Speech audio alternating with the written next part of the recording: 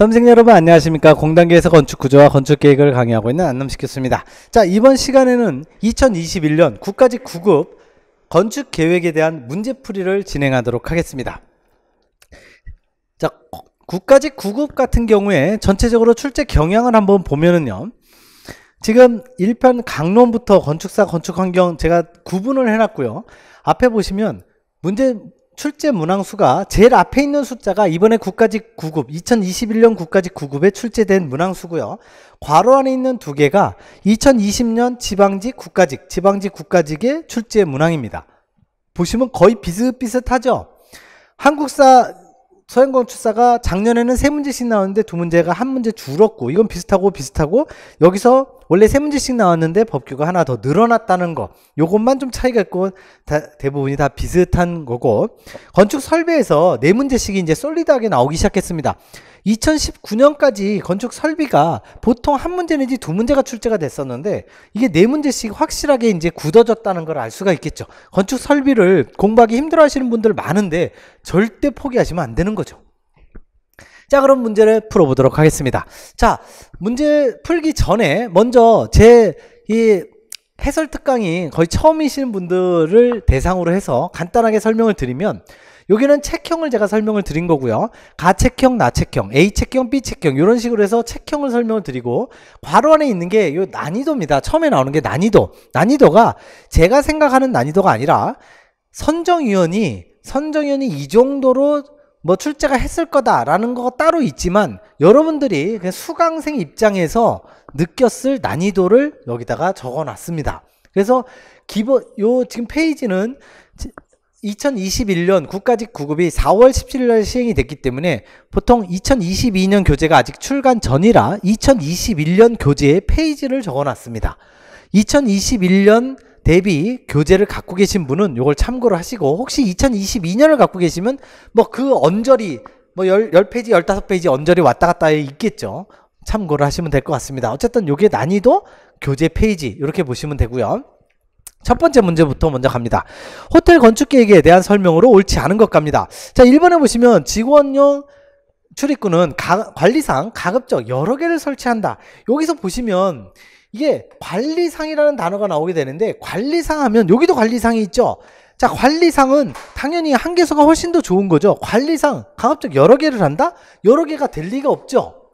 간단하게 예를 들겠습니다. 예를 들어서 어떤 건물에 A라는 건물은 출입구가 하나밖에 없고 B라는 건물은 출입구가 10개가 있어요. 그러면 이거를 갖다가 사람이 들어가고 나가는 걸 다 일일이 체크한다고 가정을 합시다. 이걸 관리한다고 가정하자고요. 그러면 A 건물은 문이 하나니까 한 명만 있으면 되잖아요. B 건물은요 10개니까 10명이 있어야 되잖아요. 관리상 훨씬 더 어렵죠. 그렇기 때문에 관리상 가급적 여러 개를 설치하지 않고 하나로 설치하는 1번이 틀린 정답이 되는 거죠. 그렇게 보시면 될 것 같고요. 이건 난이도 하가 되겠습니다. 2번 문제 갑니다. 사무소 건축에서 승강기, 조닝에 대한 설명으로 옳지 않은 거 역시 마찬가지로 난이도 하죠. 굉장히 쉬운 문제인데요. 한 3초짜리 문제죠.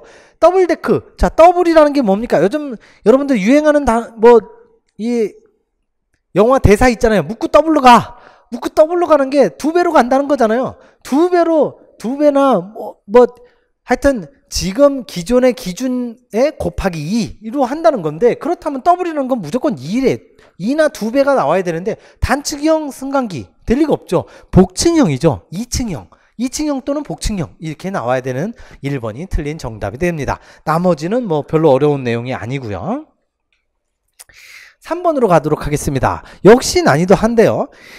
연립주택 분류 중 중정형 주택에 대한 설명으로 옳지 않은 것. 중정형이 이게 설명이 맞나? 잘 모르겠는데, 기본서에 잘 안 나와 있는데, 쭉 보다가 보니까 4번에 보시면 경사지 딱 나오잖아요. 경사지 나오면 무조건 제가 테라스하우스라고 말씀을 드렸고, 경사지인데 또 결정적인 힌트가 여기 테라스가 있어요. 그러면 테라스를 혹시라도 이 단어를 까먹었다 하더라도 쓰여져 있잖아요. 그러니까 뭐 너무 좋죠. 경사지 하면 무조건 테라스하우스입니다. 4번이 정답이 되겠죠. 1, 2, 3번은 굉장히 어렵지 않게 쭉 갔고요. 자, 4번도 이게 난이도 제가 중이라고 썼긴 했지만 난이도 하나 다름이 없는 거죠. 건축법상 주요 구조부에 속하는 것만 모두 골라주세요. 골라달라는 문제에서는 기본적으로 몇 개 안 되니까 6개죠. 6개 중에 자, 주요 구조부 제가 강조했던 게 주계단과 지붕틀입니다. 주계단, 지붕틀이 무조건 중요하다고 말씀드렸죠. 얘 두 개는 절대 잊지 말라고 했고 디귿, 리을은 반드시 들어가니까 디귿, 리을 들어가는 2번밖에 정답이 없는 거죠. 나머지 볼 필요도 없어요. 왜냐하면 항상 주계단하고 지붕틀에서 결판이 나게 돼 있다고요. 그래서 디귿, 리을이 하나는 여기도 없고 디귿은 있는데 리을이 없고 디귿은 있는데 리을이 없고 여기 리을이 있는데 디귿이 없고 이런 식으로 시험에 나온다고요. 항상. 그래서 주계단과 지붕틀이 굉장히 중요하다. 이렇게 기억하시면 되고, 지금 이 문제에서는 나오진 않았지만 진짜 중요한 문제가 우리 건축 구조에서 정말 중요한 부재로 볼 수 있는 기초가 여기에 없죠. 기초는 원래 주요 구조부에 속하지 않습니다. 제가 선정위원이라면 그거 시험 문제 냅니다. 기초가 주요 구조부에 들어가지 않는다는 거. 정말 중요한 부조임에도 불구하고 주요 구조부에 속하지 않는 거. 이 법적인 맹점, 이거를 노리는 게 바로 선정위원이다 생각하시면 됩니다. 자, 5번으로 갑니다. 5번을 보시면 갑자기 페이지가 없어졌어요. 페이지가 왜 없을까요? 기본서에 없는 내용입니다. 기본서에 없는 내용. 그러면 제 기본서가 뭐 잘못된 거 아니에요? 시중에 나와 있는, 제가 단언컨대 모든 수험서에 이게 없을 겁니다. 왜냐? 범죄예방 건축기준 고시라고 하는 특별법이 있습니다. 그 특별법에 대해서는 이게 나와 있는데 그런 특별법이 기본적으로 일반 교재에는 대부분 없어요. 지금 우리 교재가 앞으로 나올 텐데 전체 페이지가 한 1200페이지 됩니다. 그 1200페이지 안에 없다, 이런 것까지 다 집어넣기 위해서는 이게 1200페이지가 아니라 한 8000페이지 돼야 됩니다. 8000페이지. 이게 말이 되냐고요. 이런 거는 틀리라고 낸 문제입니다. 그런데 틀리라고 낸 문제면 난이도가 상이 돼야 될 것 같은데 왜 중상으로 표시했느냐? 이거는 여러분들이 전혀 모르는 내용이라 하더라도 맞힐 수 있었다는 거죠. 자, 2번에 보시면 영역성 확보. 영역성이라는 게 뭐냐? 조금 속된 말로 하나 표현을 하겠습니다. 우리 건달 아저씨들이 막 심하면 막 칼부림까지 하는 이유가 바로 나와바리라는 거죠. 이 내 구역이야, 여기 내 구역이니까 침범하면 가만 안 둬? 라고 하는 거. 그 영역성, 이게 영역성을 확보한다는 게 공적 공간, 사적 공간. 공적 공간은 누구나 다 사용할 수 있는 공간, 사적 공간은 누구나가 아니라 일부 사람만 사용할 수 있는 공간, 이 공간과 이 공간을 영역성을 확보한다. 뭔가 구분을 짓는다는 거죠. 그런데 적극적 연계를 통해서, 연계라는 건 서로 왔다 갔다 할 수 있게 만든다는 거죠. 뭐 네 구역 내 구역 할 거 없이 막 왔다 갔다, 그래? 칼부림 나는 거죠. 그렇기 때문에 영역성 확보에 연계는 절대 들어가면 안 됩니다. 엄격하게 구분을 하는 거죠. 엄격하게 구분하는, 요게 틀렸어요. 전혀 기본서에도 없는 내용이고 이 법적 기준에 대한 내용을 몰랐다 하더라도 그냥 맞힐 수 있었던 내용, 별로 그렇게 어려운 내용은 아니었었습니다. 기본서에는 없었죠. 6번으로 갑니다. 요 난이도 중인데요. 적당한 문제죠. 박물관 건축계획에서 배치 이용에 대한 설명으로 옳은 것 가겠습니다. 자, 옳은 거니까 옳은 거 일단 항상 여기다가 표시를 하라고 말씀을 드렸고, 옳은 거. 1번 분동형은 단일 건축물 내에 크고 작은 전시실을 집약한다. 핵심 단어가 요거죠. 요거 집약입니다. 집약하는 방식이 분동형이 아니라 집약형이죠. 집약. 그래서 항상 핵심 단어가 중요하다고요. 핵심 단어를 외우시면 집약하는 형식, 집약형, 이렇게 외우라고 말씀드렸고, 2번 개방형은 분산된 여러 개의 전시실의 광장을 중심으로 건물군을 이루는 형식, 많은 관람객의 집합, 분산, 그리고 선별 관람이 유리하다. 요거는 역시 핵심 단어가 분산이죠. 분산이기 때문에 역시 이것도 개방형이 아니라 분동형. 여기 위에 있는 이거죠. 위에 있는 거. 요 위에 있는 이 주어가 밑으로 내려와야죠. 지금 제가 X 표시하는 거 주어만 지금 다 틀렸죠. 주어만 틀리게. 집약하는 건 집약형, 분산하는 건 분동형. 3번에 보시면 중정형은 중정을 중심으로 전시실을 배치하는 형식으로 실내외 전시공간의 유기적 연계가 유리하다. 정확하게 맞는 3번이 정답. 4번 보시면 폐쇄형은 분산된, 여기 역시 이것도 분산 배치되는 거죠. 분산 배치되는 거, 이걸 정확하게 중정형에 대한 설명 되겠습니다. 이것도 이게 틀린 거죠. 자, 전체적으로 봤을 때 이게 문장이 맞고 틀리고를 볼 때 바로바로 OX를 할 때 이 문장 전체를 다 외우는 거 무지하게 힘들다고 말씀드렸잖아요. 핵심 단어만. 집약하면 집약형, 분산하면 아까 분동형. 요거는 방금 이 전체 여러 개의 전시실을 자연채광을 도입하는 데 유리한 거, 이거는 바로 위쪽에 있는 분동형에 대한 설명. 요렇게 분동형이 원래 두 개인데 중정형이죠. 이 4번은 중정형. 요거에 대한 설명입니다. 그래서 주어가 다 틀렸고 요거는 정확하게 맞는 설명. 3번이 정답이 되겠습니다. 7번으로 가죠.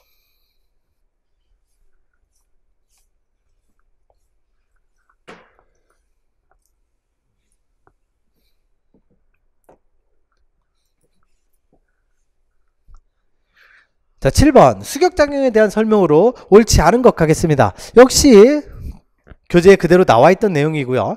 3번에 수격방지기구는 발생 원인이 되는 밸브와 가급적 먼 곳에 부착을 한다. 이 먼 곳이라는 게 당연히 틀렸죠. 먼 곳이라는 게 기본적으로 이 지금 수격작용이라는 게 뭐라고 그랬죠? 수격작용이라는 건 배관 안에서 땅땅땅땅 일어나는 충격음입니다. 충격 소리예요. 충격음인데 그걸 방지하기 위해서는 그렇게 발생원이 되는 밸브와 가급적 가까운 곳에 있어야죠. 가까운 곳에 부착을 하는 게 맞고, 이 가까운 곳에 있어야 되는 건 수격 방지기구 뿐만이 아니라 뭐 변전실 아니면 배전반, 분전반 이런 것도 전부 다 이 부하의 중심에 가까운 곳이어야 돼요. 가까운 곳에 있어야 요거를 딱 막아주죠. 왜냐하면 땅땅땅땅 소리 나는 건 여긴데 저기 떨어져서 뭐 한 3, 4m 떨어져 갖고 뭐 방지기구 해봐야 아무 의미가 없죠. 바로 여기서 감싸야죠. 지금 그 얘기입니다. 수격 방지기구는 항상 가까운 곳에 있어야죠. 나머지는 별로 어려운 내용이 아니고요. 그래서 요 3번 같은 경우에는 수격 방지기구 뿐만이 아니라 이제 여러분들이 보시는 배전반이나 아니면 변전실, 여기에서 부하의 중심에 항상 가까이 있어야 된다. 이렇게 정리하시면 될 것 같습니다. 자, 8번으로 가죠. 자, 8번도 여기 보시니까 이게 페이지가 없죠. 페이지 갖고 깔끔하게 그냥 난이도 상입니다. 교재에 전혀 없는 완전 생짜로 낸 문제죠. 신재생 에너지에 대한 설명으로 옳지 않은 것. 1번에 보시면 재생 에너지는 햇빛이나 물과 같이 자연 요소가 아닌 재생이 가능한 에너지를 변환시켜서 이용하는 것이다. 재생이 가능한 이 에너지 중에 햇빛이나 물과 같은 자연 요소는 포함이 안 되냐? 당연히 포함이 되죠. 햇빛이라는 게 물론 햇빛이 쫙 하루에 해가 떴다가 지밀 때까지는 햇빛이 있는데 다음날 되면요 또 뜨잖아요. 다음날 또 뜨고, 내일은 찬란한 해양이 또 뜬다고 하잖아요. 그게 이거죠. 재생 가능한 거죠. 햇빛, 물도 마찬가지입니다. 물이요, 기본적으로 보세요. 강에는 강물이 넘쳐나죠. 바다에는 바닷물이 있어요. 여름에 아주 엄청 더울 때는 강물이나 바닷물이 증발을 합니다. 증발을 해서 점점 올라가서 수증기가 만들어져 갖고 구름이 수증기를 가득 머금으면 먹구름이 되죠. 시커멓게 먹구름이 돼서 비가 내서 다시 또 땅으로 떨어지죠. 이게 계속 순환이 되는 거죠. 재생 가능한 거죠. 바로 햇빛이나 물과 같은 자연 요소도 포함한 게 재생에너지다. 물론 교재에는 전혀 없던 내용이지만 이건 그야말로 상식선으로 맞춰야 되는 문제죠. 나머지 2, 3, 4는 조금 어려운 내용이에요. 3, 4번은 별로 어렵지 않은데 2번 같은 경우는 이 법적인 걸 정확하게 알아야만 풀 수 있는 내용이죠. 그러나 1번 같은 경우는 상식으로 풀 수 있었던 문제. 정답은 1번 되겠습니다. 9번 갑니다. 자, 9번은 이 페이지에 그대로 있는 거예요. 교재에 그대로 있는데 난이도를 상으로 생각을 했을 겁니다. 왜냐하면 여태까지 지난 14년, 15년 동안에 이런 문제가 거의 없었습니다. 거의 지금 14년, 15년 만에 처음 나오는 문제예요. 그림의 밸브에 대한 설명으로 옳은 것. 이 그림이 뜻하는 밸브를 먼저 기억을 하셔야 되는 거고, 그 밸브의 특징이 제대로 옳으냐 틀리냐 이거를 찾는 겁니다. 그래서 일단 이 그림이 그림은 물론 이 교재에 있습니다. 교재에 있는데 이 그림을 자세하게 그림을 외우진 않았죠. 왜냐면 이게 시험에 나온 적이 거의 없으니까. 그 스톱 밸브나 글로브 밸브나 이런 거의 특징들은 열심히 외웠지만 이게 그 그림이다라고 매치는 거의 외우지 않았을 것으로 생각이 됩니다. 그래서 난이도 상으로 제가 수험생들은 이렇게 생각을 했을 거라 예상이 돼서 저기다 분류를 했고요. 자, 그림의 밸브에 대한 설명으로 옳은 것 가겠습니다. 근데 여기서 중요한 게 이게 난이도 상이긴 하지만 문제를 맞출 수가 있었어요. 왜냐하면 제가 이거 설명을 할 때 슬루스 밸브, 스톱 밸브, 체크 밸브, 글로브 밸브 할 때 밸브는 항상 형제 쌍둥이가 있다라고 말씀드렸잖아요. 이게 슬루스 밸브는 기본적으로 먼저 여기부터 볼까요? 스톱 밸브하고 글로브 밸브는 항상 같은 거죠. 스톱 밸브와 글로브 밸브는 똑같은 거다. 글로브 밸브는 일명 스톱 밸브라고 한다. 이렇게 돼 있고 슬루스 밸브는 일명 게이트 밸브라고 한다. 체크 밸브는 일명 역지 밸브라고 한다. 이렇게 각각 쌍둥이들이 있습니다. 그런데 슬루스는 하나, 체크도 하나. 근데 스톱과 글로브는 쌍둥이가 둘 다 나왔어요. 둘 다 나왔다는 건 기본적으로 둘 중에 하나가 답일 가능성이 굉장히 크지 않겠습니까? 이건 여러분들이 상식적으로 판단을 하셔야 되는 거죠. 얘가 밸브는 크게 3개밖에 없습니다. 3개밖에 없는데 그 중에서 얘는 하나씩 나왔고 얘는 2개가 나왔다는 건 둘 중에 하나가 답이겠구나를 먼저 생각을 하시고 4번에 보시면 글로브 밸브라고 할 때 유체의 흐름을 반대 방향으로 흐르지 못하게 한다. 한 방향으로만 흐르게 한다. 한 방향으로 흐르게 하는 거 체크 밸브, 역지 밸브라고 말씀드렸잖아요. 그러니까 4번은 설명이 틀렸습니다. 글로브 밸브와 스톱 밸브가 2개가 똑같이 나왔는데 설명이 틀렸어. 그러면 2번이 정답일 수밖에 없는 거죠. 이렇게 문제를 실제로 마친 합격생이 있습니다. 그렇기 때문에 여러분들이 요거는 참고를 하셔야 됩니다. 이런 문제 충분히 앞으로 더 나올 수 있습니다. 그래서 일단 그림도 이제 소홀히 보셔서는 안 되고 그림도 꼼꼼하게 잘 보셔야 되는데 기본적으로 이렇게 하나가 아니라 2개씩 지문이 출제가 됐으면 거기서 시험 문제 나올 가능성이 굉장히 크다. 정답이 있을 가능성이 크다라고 보시면 될 것 같고요. 자, 10번 문제 갑니다. 일반적으로 10번은 문제가 굉장히 어려운 문제가 나오는 게 보통인데 지금 여기서 보는 10번 문제는 그렇게 어려운 내용은 아닙니다. 보시면 이게 지금 제가 이렇게 페이지를 4개를 적어드린 이유가 1번, 2번, 3번, 4번이 있는 교재 페이지입니다. 다 나와 있다는 거죠. 하나도 빠짐없이. 그래서 보통 문제 9번과 10번은 난이도 상을 배치하는 게 보통인데 난이도가 그렇게 어려운 건 아니었어요. 자, 3번에 보시면 이 소크 생물학 연구소 이 발음이 SALK인데요. 이거를 소크라고 발음을 하는 경우도 있고요. 솔크라고 리을 받침이 들어가 있는 경우도 있습니다. 이거 네이티브도 미국인들도 똑같이 반반씩 반응을 해요. 소크라고 발음하는 사람도 있고 솔크라고 발음하는 사람도 있고 그래서 소크 아니면 솔크 같은 건데요. 이거는 알바알토 아저씨가 아니죠. 루이스 칸이 요 33페이지에 정확하게 나와 있습니다. 알바알토는 이제 핀란디아 홀이나 뭐 다른 거를 설계하신 분이고 나머지는 다 맞습니다. 참고하시면 될 것 같고 11번 갑니다.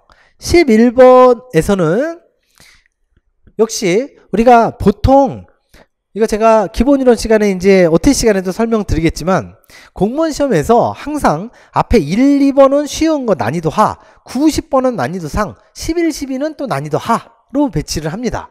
난이도 하죠. 다음 설명에 해당하는 설비 골라주세요. 건물 내부에 각 층에 설치하여 화재 시 불이 났어요. 불이 났는데 급수 설비로부터 배관을 통해서 호스나 노즐을 통해 방수 압력에 따라서 물을 방출하는 압력에 따라서 소화 효과를 발휘하는 설비. 한마디로 화재 시에 불이 났을 때 불 끄는 설비다라는 거죠. 소화 설비를 얘기하는 겁니다. 여기까지만 봐도 드렌처는 기본적으로 아시죠? 인접 건물로 이 화재가 옮겨가지 못하도록 수막 형성하는 거 이거 아니고 연결 송수관 이거 소화 보조 설비죠. 활동 설비입니다. 이것도 아니고 스프링클러는 위에서 자동으로 내려오는 거니까 당연히 아니고 옥내 소화전 설비밖에 없어요. 근데 잘 몰라 긴가민가 뒤에 결정적인 단어가 나옵니다. 대상물의 각 부분으로부터 수평거리가 25m 이하. 이게 2021년 국가직 9급인데요 2020년에 딱 지방직에 나온 문제죠. 수평거리 25m 이하, 뭐 수직거리 1.5m 이하가 바로 옥내 소화전 설비의 숫자죠. 그게 그대로 기출문제가 나왔었기 때문에 결정적으로 난이도 하로 분류가 됩니다. 별로 어렵지 않았던 내용.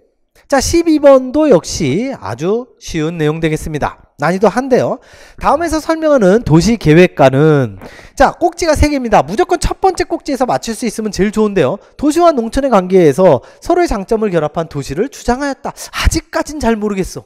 이게 워낙 많아서. 근데 두 번째 결정적으로 나옵니다. 그의 이론은 런던 교외 신도시 중에 레치워스와 웰린. 아하!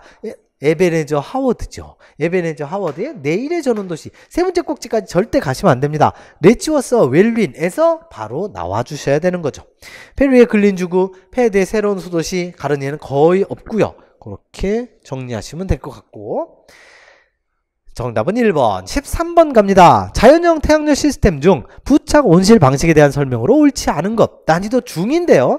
자, 이것도 1, 2, 4번 같은 경우에는 조금 긴가민가 합니다. 별로 어려운 내용도 있고 쉬운 내용도 있는데 3번이 워낙 확실하게 틀리고 쉬웠어요. 직접 획득 방식에 비해서. 자, 부착 온실 방식은 뭐 이게 추결 지붕, 추결 벽, 부착 온실 3개 다 간접 획득 방식입니다. 그런데 부착 온실은 따로 이렇게 온실을 따로 만들기 때문에 직접 획득 방식에 비해서 경제적이지 않습니다. 비용이 훨씬 더 많이 든다고 말씀드렸죠. 그렇기 때문에 비용이 많이 들어간다. 고가이다 라고 하는 결정적으로 3번이 틀린 보기가 되겠습니다. 초기 투자비가 많이 소요가 되는 게 맞는 거죠.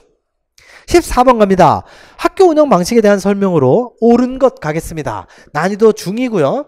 241페이지에서 42페이지에 그대로 나와 있습니다. 1번에 보시면 종합교실형은 초등학교 고학년에 적합하다? 당연히 저학년이죠. 종합교실형 U형, A형은 다 초등학교 저학년. 고학년은요 UV형을 많이 쓴다고 말씀드렸고, 2번 교과교실형은 모든 교실을 특정 교과를 위해서 만들어 일반 교실은 없다. 자, 없다. 이렇게 단언하게 만드는 거는 거의 틀린 보기일 가능성이 많지만 이거 예외라고 말씀드렸죠. 특별교실형, 일반 교실 하나도 없다. 종합교실형, 특별교실 하나도 없다. 이거 정확하게 맞는 보기라고 말씀드렸어요. 그래서 특별교실만 있기 때문에 매 시간 왔다 갔다. 여러분들 대학교에서 학교 강의 딱 끝나면 어떻게 돼요? 우수수 다 막 몰려나가잖아요. 그렇기 때문에 학생 이동이 많을 수밖에 없는 방식. 2번이 정확하게 맞는 보기가 되는 거죠. 3, 4번은 볼 필요도 없는데요. 뭐 2번을 잘 몰랐다 치더라도 한번 보면 플래툰형 하면 무조건 2분단 찾으라고 말씀드렸죠. 그래서 플래툰형과 2분단이 하나의 짝이고, 달톤형 하면 학년 학급 없애고 능력에 따라서, 이 능력 하면 또 달통형이잖아요. 능력에 따라서 하는 건 달통형 아니면 개방학교, 이렇게 두 개라고 말씀드렸고, 어쨌든 플래툰형은 2분단, 달톤형은 능력, 서로 크로스로 틀렸죠. 1, 3, 4 다 틀리고 2번만 맞는 정답이 됩니다. 15번으로 가죠. 자, 15번 역시 페이지가 없네요. 교재에 없는 내용입니다. 교재에 없는 내용이 많이 나오는데요. 그렇다고요. 원래 건축계획과 건축구조가 적어도 3문제, 뭐 쉽게 나오면 2문제는 아예 기본서에 없는 생짜로 나오는 문제가 나옵니다. 그러나 우리는 객관식이기 때문에 찍는 게 있잖아요. 찍신이라는 게 있잖아요. 그래서 한두 문제쯤은 맞을 수 있다라는 생각을 하시는데, 솔직히 그건 기대하시면 안 되죠. 그냥 버리는 거가 맞는 거고, 어쨌든 교재에 없는데 출제가 됐습니다. 15번 녹색 건축물 조성 지원 법령상 녹색 건축물에 대한 설명으로 옳지 않은 것 가겠습니다. 자, 요거는 그렇게 어려운 내용은 아닌데요. 녹색 건축 인증 등급이 나오죠. 등급이 10등급. 자, 10등급은요. 등급이 일단 너무 많아요. 등급이 기본적으로 나눠줘도 보통 4등급 아니면 5등급. 여기서 10등급은 먼셀 아저씨의 먼셀의 표색계 해서 이 기본색 10개에다가 사이사이 10등분 하는 거 빼고는 10등급 거의 없습니다. 4등급 아니면 5등급. 여러분들이 흔히 보실 수 있는 게 뭐가 있냐면 가전제품이죠. 가전제품. 뭐 TV라든지 냉장고라든지 뭐 에어컨이라든지, 여러분들은 그 제품이 있을 때 제품 항상 앞에 뭐가 컬러풀하게 뭐가 딱 붙어 있죠. 그게 뭡니까? 에너지 효율 등급입니다. 에너지 효율 등급이 보통 왼쪽에가 말랑말랑한 녹색이죠. 그린, 친환경이란 소리죠. 그린, 노란색, 주황색, 시뻘건색 이렇게 돼 있잖아요. 보통 4단계 아니면 5단계밖에 없습니다. 그게 4등급, 5등급밖에 없는 거죠. 지금 여기에서 녹색 건축물에 관련된, 녹색 건축물이라는 게 결국엔 친환경이죠. 이 친환경 인증 등급, 요거는 4개의 등급으로 나눠지게 됩니다. 그래서 최우수, 우수, 우량, 일반 이렇게 4개로 4등급으로 나눠지고요. 한 가지 더 말씀드린 건 4번에 보시면 인증의 유효기간. 자, 인증서를 나눠줍니다. 녹색 건축물 뭐 어떤 조건에 의해서 칼같이 잘했네요. 예를 들어서 이런 거죠. 어떤 건축물을 봤더니만 그냥 뭐 자연채광이나 이런 건 일체 없고 그냥 전체 에어컨이나 난방기나 기계 설비로만은 몽땅 다 구성이 돼 있다. 그러면 당연히 인증을 못 받겠죠. 그런데 인증을 그렇게만 하지 않고 자연채광이나 아니면은 뭔가 이중회피라든지 건축계획적으로 굉장히 신경을 많이 써갖고 여기 녹색건축물로 해주겠습니다. 그런데 그렇게 인증의 유효기간을 만들 때는 절대 뭐 50년 100년 이렇게 안 줍니다. 기본이 항상 3년 아니면 5년이에요. 이렇게 생각하셔야 돼요. 제가 볼 때 이게 뭐 제가 전체 법을 다 찾아본 건 아니지만 주로 건축법에 주로 나오는 게 5년이 한 80%, 나머지 20%가 한 3년 정도? 3년 아니면 5년입니다. 그래서 잘 모르겠다. 이게 교재에 없는 거잖아요. 생전 처음 보는 거잖아요. 열심히 공부해도 전혀 본 적 없는 내용. 5년으로 찍으시면 됩니다. 5년으로 찍으시면 80%는 맞다라는 거죠. 다시 한번 정리합니다. 인증의 유효기간은 3년 아니면 5년. 그리고 등급은요. 보통 4등급 아니면 5등급. 이렇게 기억하시면 된다라는 거 정리하고 넘어가겠습니다. 그래서 정답은 3번이 되겠죠. 자, 16번으로 갑니다. 도서관 건축계획 중 출납 시스템에 대한 설명으로 옳지 않은 것. 난이도 적절한 중간이죠. 자, 1, 2, 4번을 보시면 굉장히 쉬운 내용. 3번 갑니다. 반개가식. 항상 시험은 반개가식에서 많이 나온다고 말씀드렸죠. 반개가식이 뭐하고 반쪽이에요? 자유 플러스 안전이죠. 자유 플러스 안전인데 열람자가 직접 책의 내용을 열람하고 선택할 수 있다. 이게 뭐에 대한 특징입니까? 바로 자유개가식이죠. 자유개가식의 특징 정확하게 맞습니다. 여기까지는. 그런데 출납시설이 불필요하냐? 이게 불필요하다. 출납시설이 없다? 그러면 그냥 자유개가식으로 갑니다. 반개가식이 아니죠. 반개가식은 뭐라고요? 자유 플러스 안전. 안전은 출납시설이 필요합니다. 그래서 반개가식도 출납시설이 필요한 거죠. 그래서 그게 반개가식의 경우에는 출납시설이 반드시 필요하다라는 거 꼭 기억하셔야 됩니다. 라고 말씀을 드렸고 그게 시험에 나온 거죠. 3번이 틀린 정답이 됩니다. 17번으로 가죠. 병원 건축계획에 대한 설명으로 옳지 않은 것. 자, 1번에 보시면 간호 단위의 크기는 1조. 8명에서 10명. 보통 이런 거는 틀리게 내지 않습니다. 이런 거 외우는 게 아니죠. 1조의 간호사가 담당하는 병상 수로 나타낸다. 그 병상 수가 몇이라고요? 보통 병상 수가 나오죠. 그래서 보통은 이상적인 게 25병상. 근데 보통은 30에서 40. 그 숫자가 나오는데 숫자가 나오지 않고 그냥 아주 일반적으로 그냥 주는 보기로 낸 거예요. 2번. 병동부의 소요실로는 병실, 격리병실, 처치실 등이 있다. 처치실이 병동부로 들어가느냐? 이걸 물어보고 있는 겁니다. 처치실이 예를 들어서 병동부에서 입원해 있는 환자가 있잖아요. 환자가 예를 들어서 뭐 여기가 크게 다쳤어.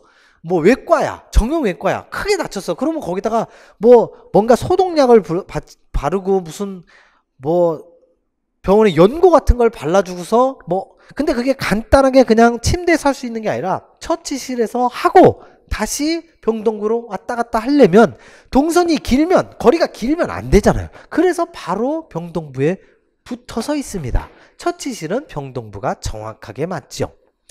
자, 3번, 4번 여기 보시면 306페이지에서 308페이지가 돼 있는데 1, 2번은 정확하게 나와 있습니다. 4번도 나와 있죠. 근데 3번이 나와 있지 않은 거죠. 의료법 시행규칙상 음압 격리병실 요즘에 코로나 때문에 정말 어렵죠. 뭐 전국은 물론이고 전 세계가 힘들죠. 전 세계가 힘들기 때문에 이 음압 코로나에 관한 시험 문제가 자주 출제가 되는데 음압 격리병실은 보건복지부 장관이 정하는 기준에 따라 전실 및 음압 시설을 갖춘 1인 병실을 얘기한다. 음압을 다른 말로 부압이라고 합니다. 마이너스 압이죠. 마이너스. 무슨 말이에요? 우리가 공기 환경에서 1종, 2종, 3종이 있었잖아요. 1종은 임의압이지만 2종은 정압이죠. 플러스죠. 들어가기만 합니다. 3종은요. 3종이 바로 화장실, 주방, 뭐 자동차 공장, 도장 공장, 도색할 때 엄청나게 탁하니까 마스크 쓰고 하잖아요. 쫙 빨아들이기만 합니다. 그래서 요 음압, 부압 요거는 빨아들이기만 하는 거죠. 이 음압병실이라는 게 여기에 그 환자가 누굽니까? 바로 코로나 걸린 사람이죠. 코로나 걸린 사람이 내뿜는 이 숨 안에 코로나 바이러스가 엄청나게 나올 거 아닙니까? 그래서 그거를 어떻게 돼요? 위에서 석션으로 쫙쫙 빨아들입니다. 빨아들이기 때문에 음압시설이 들어가 있는 거죠. 음압시설, 이 음압 또는 요게 지금까지는 시험에 안 나왔지만 이 음압시설 음압은 바로 3종 환기의 원리를 똑같이 가지고 있다는 거 잘 참고하시기 바랍니다. 어쨌든 3번은 맞는 보기고요. 4번에 보시면 CCU 코로너리 케어 유닛은 요양시설과 같이 만성화. 자, 중요한 게 여기 이제 코로너리라는 단어와 만성화라는 단어인데요. 만성화는 우리 PPC 아시죠? 프로그레시브 페이션 케어. 그래서 PPC라고 하는 이 단계에 따라서 진행 정도에 따라서 우리가 간호를 구분을 할 때 4개로 나누죠. 제일 약한 거 꾀병은 뭐라 그래요? 자가간호. 너 알아서 네가 스스로 간호해. 자가간호. 그 다음에 두 번째가 보통간호. 이 두 개는 넘어가지만 보통 시험에 잘 안 나옵니다. 세 번째, 네 번째가 시험에 나오죠. 세 번째가 뭐냐? 바로 요양시설 만성화 장기간호죠. 이거는요, 코로너리가 무슨 뜻입니까? 여러분들이 영어 시험 보시려면 이 정도는 무슨 뜻인지 알고 계셔야 돼요. 이게 의학용어긴 한데 코로너리라는 건 심장판막의라는 뜻입니다. 뭔가 심장병 환자의라는 뜻이지요. 그래서 심장병 환자는 언제 심정지가 올지 모릅니다. 중환자죠, 중환자. 그래서 코로너리 케어 유닛은 집중 케어입니다. 여긴 집중 케어, 지금 이 설명 만성화는 장기 케어. 우리가 아까 PPC에서 4가지가 있다고 그랬죠. 첫 번째가 자가간호, 두 번째 보통간호, 세 번째가 지금 여기 나온 만성화되어 있는 장기간호, 네 번째가 이거죠. 코로너리. 바로 집중간호가 되겠습니다. 그래서 집중간호의 단어가 이 장기간호의 설명과 틀려서 4번이 정답이 된다라는 거죠.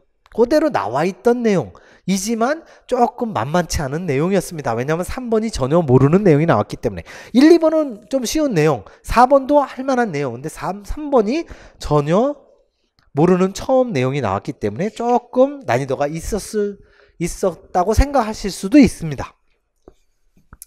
실제로는 별로 어려운 내용은 아니었고요.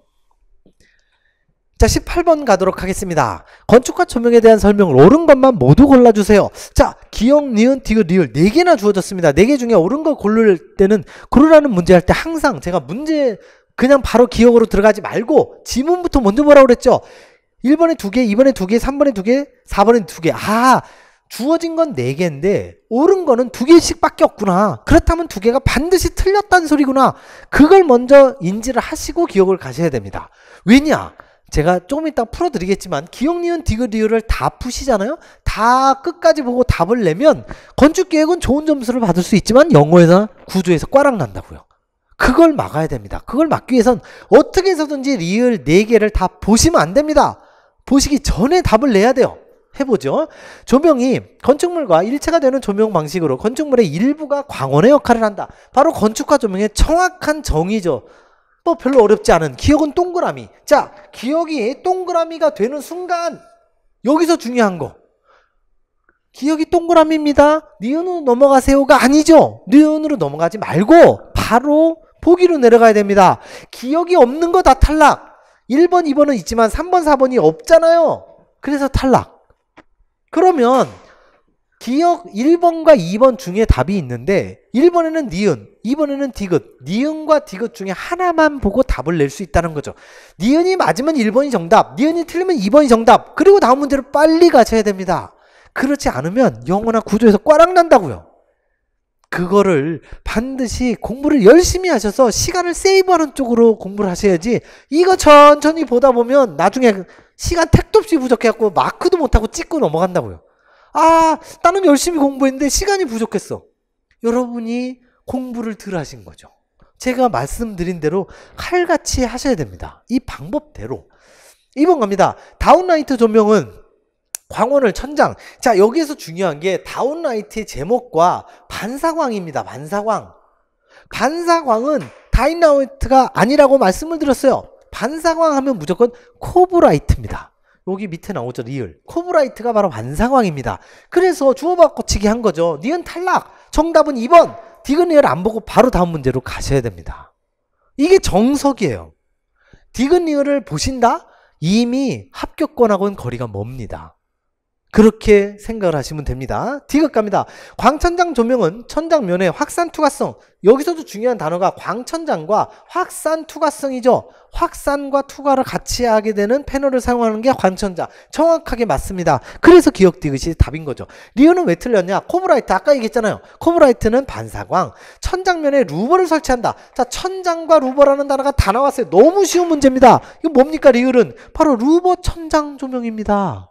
단어가 다 나왔잖아요. 이거 외우지 말라고 설명합니다. 왜냐면 단어가 다 나오니까 외울 필요도 없는 거죠. 그냥 루버 천장 조명이 답입니다. 리을은 틀렸죠. 이런 건 보면 안 되죠. 그렇기 때문에 반드시 기역과 니은을 보고 디귿을 안 보고 다음 문제로 넘어갈 수 있어야 된다라는 거죠. 그렇게 되시면 넉넉하게 합격을 할 수 있다. 시간이 모자란다? 그거는 문제를 어렵게 내서가 아니라 문제를 제대로 안 푸셔서 그렇습니다. 그거를 다시 한번 강조를 드리니 잘 참고하시기 바랍니다. 자, 19번으로 가죠. 아까 우리 설비에서도 글로브 밸브와 이 스톱 밸브하고 두 개가 나와서 이 그림의 문제가 나왔는데 여기도 그림이 나왔어요. 이렇게 그림 문제가 그렇게 많이 안 나오는데 진짜 14개년 뭐 1200문제를 다 통틀어서 봤을 때 건축에서 그림으로 시험 문제 나온 게 진짜 5개 이내가 될 텐데 2021년 9까지 9급에 2개가 무려 나왔어요. 자, 뭐 그림에서 기역에 해당하는 공포의 구성 부재 명칭을 구해주세요. 요거죠, 요거. 여기 지금 요렇게 표시가 되어 있는 요게 뭐냐. 요게 기역인데, 이거는 여러분들이 한자 문제라고 보시면 됩니다. 자, 여기 기둥이 있죠? 이 기둥입니다. 원형 기둥처럼 돼 있죠? 기둥. 기둥을 한자로 뭐라고 하죠? 이거 기둥 주자인 거 아시죠? 기둥 주. 우리가 건축 구조에서 이 짜리몽땅 기둥이 있고 길쭉한 기둥이 있죠. 짜리몽땅 기둥을 한자로 단주라고 하잖아요. 짧을 단자 기둥 주자. 긴 기둥은 길 장자 기둥 주자. 장주죠. 단주 장주 이렇게 나눠지잖아요. 단주와 장주할 때 그 주가 바로 기둥이죠. 근데 지금 이거 기역에 뭐 있습니까? 기둥 위에 있네요. 기둥 위에. 그래서 두가 답이라고요. 그냥 두가 이게 무슨 두자예요? 머리 두자잖아요. 사람이 있는데 여러분들이 지금 저를 보시면서 자, 손은 여기 있습니다. 다리는 밑에 있어요. 발은 밑에 있어요. 머리는 어디 있어요? 제일 위에 있잖아요. 기둥 위에 있는 게 주두. 이게 답이죠. 그렇게 보시면 되고, 자, 평방 같은 경우에는 다포 형식에서만 나오는 거고, 창방 같은 경우에는 뭐 다포 주심법 다 있는 거고, 살미가 바로 이 위쪽에 있는 거, 요런 첨차고 살미가 이 위쪽 어디엔가 있습니다. 요거는 기둥 바로 위에 있는 건 주두라고 한다는 거, 그렇게 알아두시면 될 것 같습니다. 자, 마지막 문제로 갑니다. 20번 문제. 건축 법령상 공개 공지 또는 공개 공간에 대한 설명으로 옳지 않은 것 가겠습니다. 자, 요거는 페이지에는 나와 있는데 조금 난이도가 있는 문제였었습니다. 1번에 보시면 공개 공지 등을 설치하는 경우 건축물의 용적률, 건폐율, 높이 제한 등을 완화해서 적용할 수 있다. 용적률, 건폐율, 높이 제한. 이 지금 페이지에 여기를 가보시면 이 내용이 다 나와 있는데요. 2, 3, 4가도 나와 있고 1번도 나와 있는데 1번에 뭐라고 돼 있냐면 용적률과 높이 제한은 120% 한도 내에서 완화시킬 수 있다. 이렇게 나와 있어요. 얘네 둘은 맞는데 얘가 없네. 건폐율에 대해서는 완화시킬 수 있다로만 나오고 120%인지 몇 %인지 숫자가 나오지 않습니다. 그런데 여기서 중요한 거. 자, 지금 이게 건축 법령상 법이 대부분이요. 이래요. 건축 구조 기준도 그렇고 건축법도 그렇고 법은 뭐뭐를 꼭 해야 된다라는 말도 있지만 하지 말아야 됩니다라고 하는 말이 훨씬 많아요. 90% 이상은 하지 말 것 제한을 합니다. 제한을 하는데 그 제한을 하는 거에서 이렇게 완화를 해주는, 좀 풀어주는 거죠. 풀어줄 때 여기 얘기하는 용적률, 건폐율, 높이 제한이 항상 같이 갑니다. 항상. 그래서 이게 교재에는 120%라는 말이 없었지만 이 세 개는 항상 같이 가게 돼 있어요. 앞으로도 마찬가지입니다. 건축법 또는 국토계획법에서 완화시켜주는 거, 우리 지구단위 계획에서도 많이 나오죠. 용적률, 건폐율, 높이 제한은 항상 같이 풀어줍니다. 그렇게 꼭 기억하시면 될 것 같아요. 나머지는 3, 4번은 그대로 있는 건데 2번에 보시면 공개공지는 필로티 구조로 설치해서는 안 된다. 필로티 구조 당연히 가능합니다. 그래서 이게 틀린 2번이 정답인데요.